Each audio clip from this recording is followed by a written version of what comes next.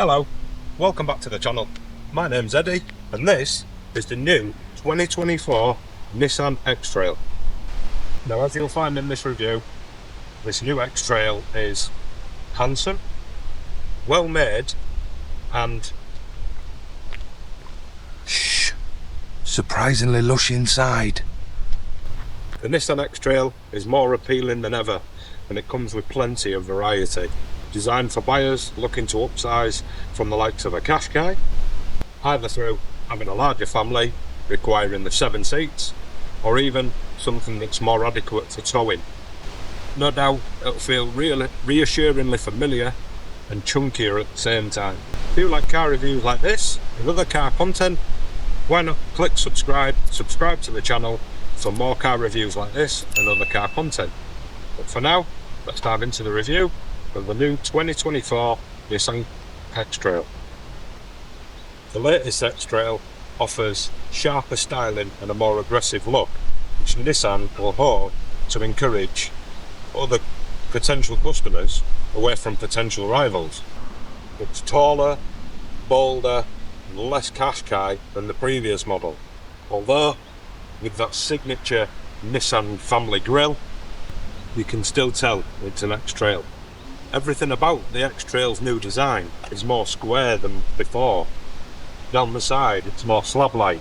With this end-track spec that I've had for the last week from Nissan, it comes with these 18-inch black and polished alloy wheels, which I find with the overall design of the X-Trail that extenuates the design that Nissan is going for. Around the side it is a nice design, and as you can tell it is more slab-like. We have this black plastic cladding across the bottom and around the wheel arches to give it that SUV off-roady type look. We have the option of the two-tone paint, which comes at an extra price of, I think it's £570. We have the champagne silver and gloss black. It does break it up nicely along with this chrome work. Now around the rear, again we're met with a square boxy styling that Nissan have gone for with the X-Trail.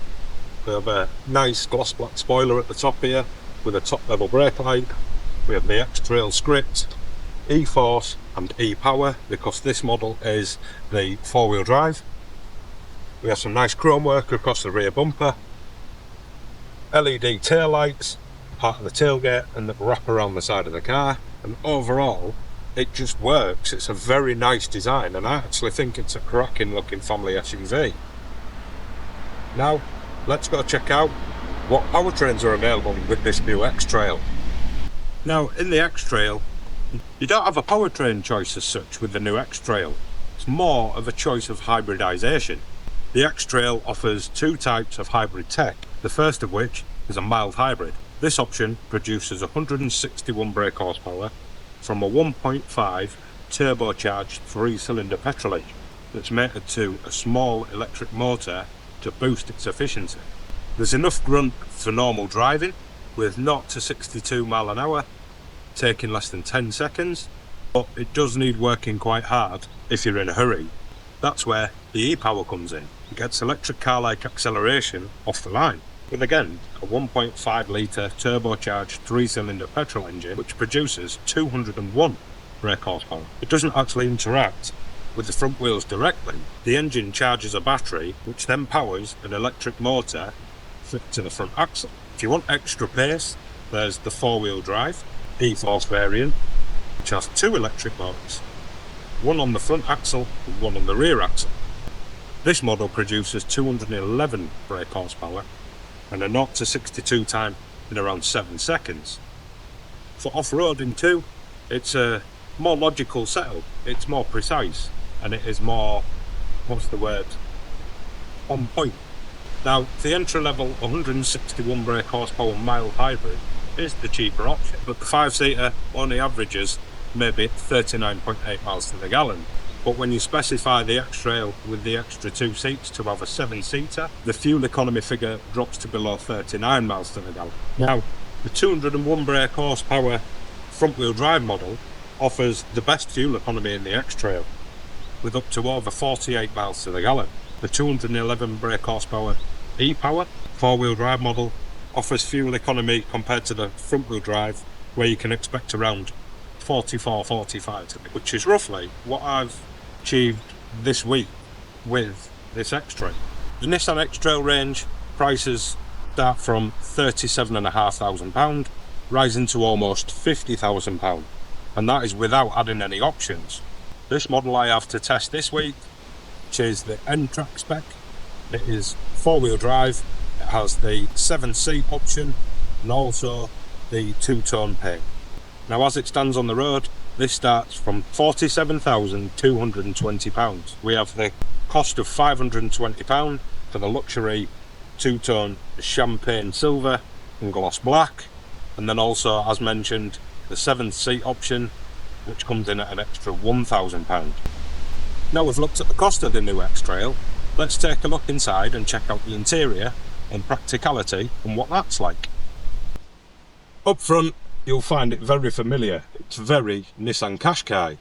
Apart from some different colours and a new pattern for the passenger side of the dash, the dashboard is pretty much the same as Nissan's smaller SUV. I know what you might be thinking though.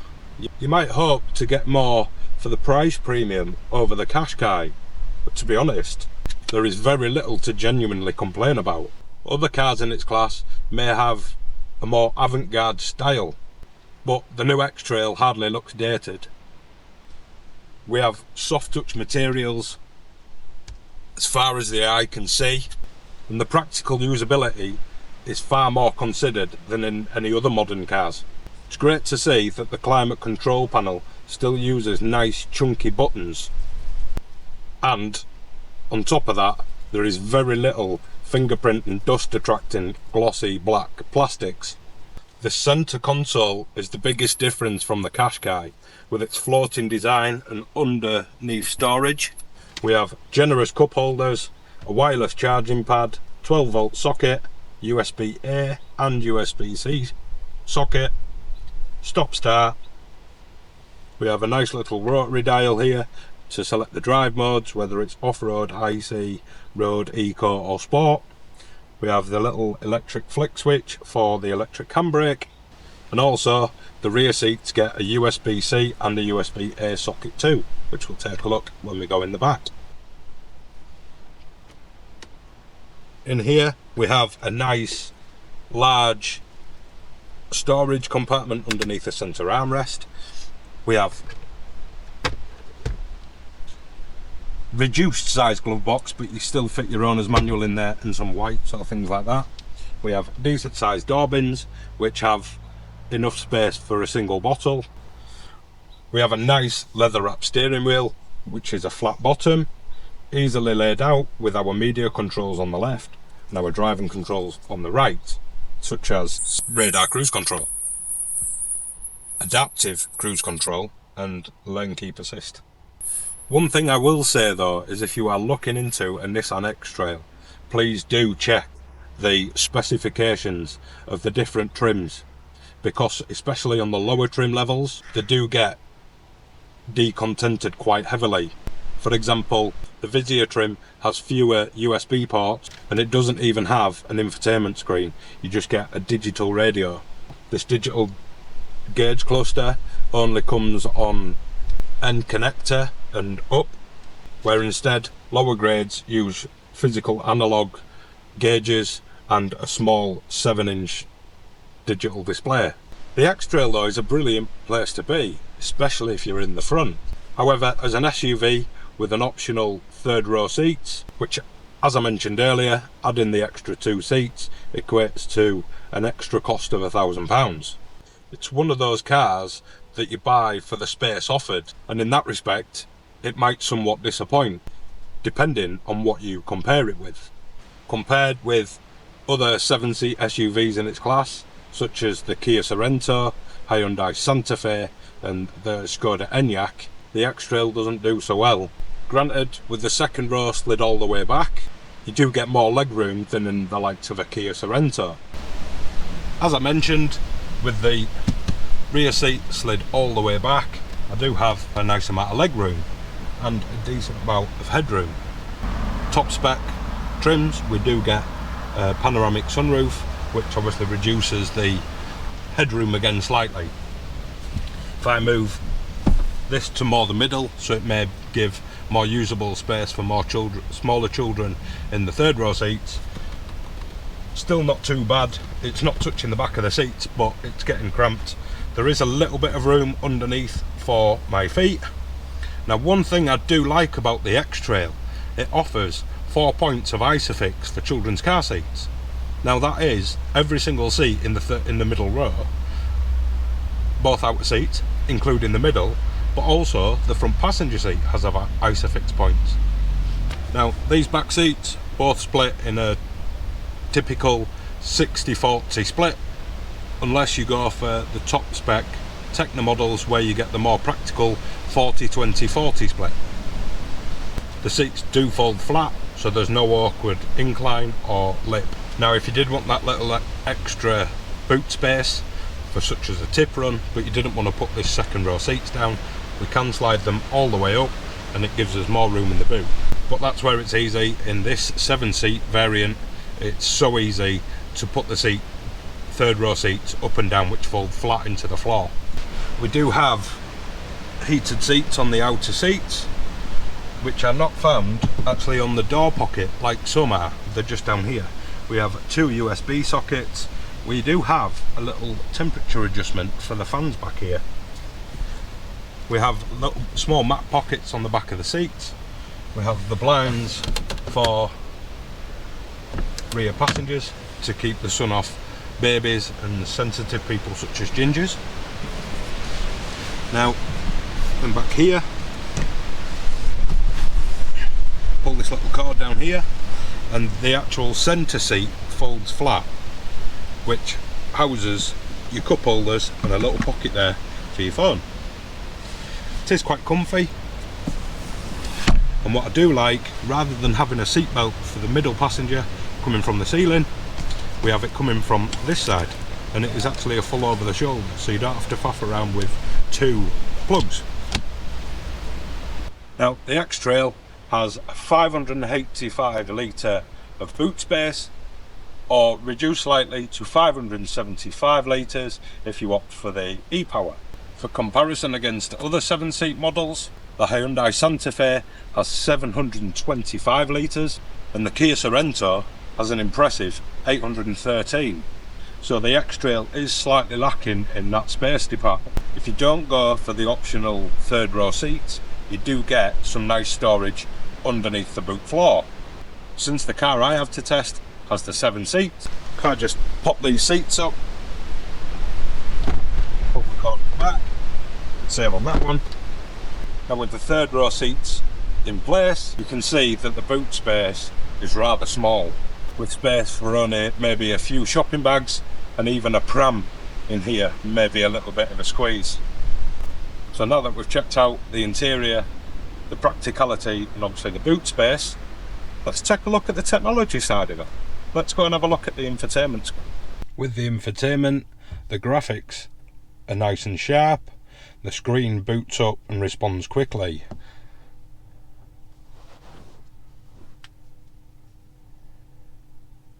There's a permanent bar of shortcuts on the right hand side of the screen, as well as a physical volume knob, a few buttons, and also where you can switch it from day to night.